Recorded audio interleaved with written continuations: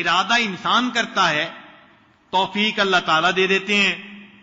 جب راتوں کا یہ سرمایہ آ جاتا ہے، پھر بندے کو دل چاہتا ہے کہ میں اللہ سے ملاقات بھی کروں، پھر اسے موت اچھی لگتی ہے۔ چنانچہ وَكَانَتِ امْرَأَةٌ مُتَعَبِّدَةٌ، ایک عورت تھی بڑی عبادت گزار تھی، وہ کہا کرتی تھی وَاللَّهِ لَقَدْ سَئِمْتُ الْحَيَاةَ، اللہ کی قسم میرا زندگی سے دل بھر گیا۔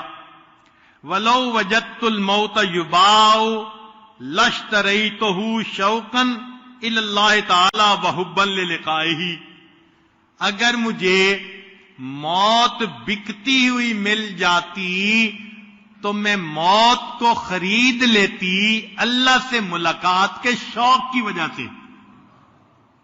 سبحان اللہ، جب انسان نیکی پر قدم اٹھا لیتا ہے، پھر اللہ تعالیٰ ایسی طلب اس کے دل میں ڈال دیتے ہیں۔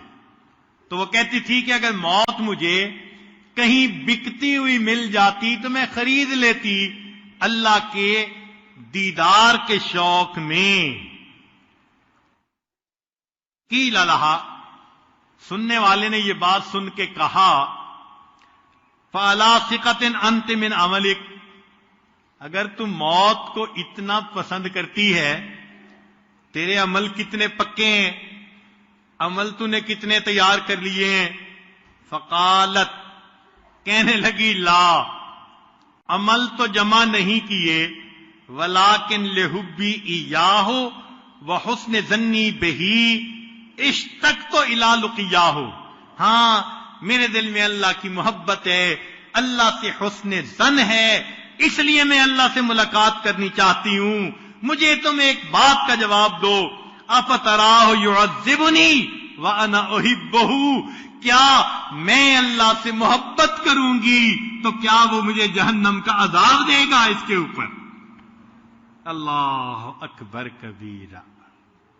واقعی انسان جب اللہ سے محبت کرتا ہے تو اللہ تعالیٰ پھر اسے اپنا دیدار عطا فرماتے ہیں، اپنی ناپسند جگہ جہنم میں تو نہیں عطا اس کو بھیج دیتے۔ اب یہ اللہ تعالیٰ کی محبت ہمیں ملے گی اگر ہم اپنے دل کو اللہ کے لیے فارغ کر دیں۔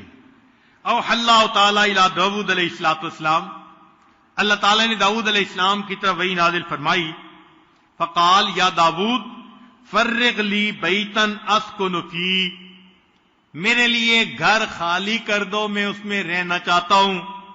قال یا رب انت منزہ عن البیت، اے اللہ آپ گھر میں رہنے سے منزہ اور مبرہ ہیں۔ قال فرغ لی قلبک، اے داؤد اپنے دل کو خالی کر دے، میں تیرے دل میں رہنا چاہتا ہوں۔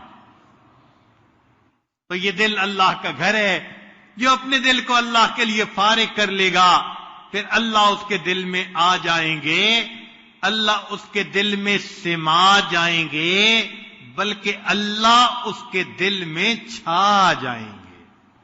یہ ہے زندگی گزارنے کا مزہ۔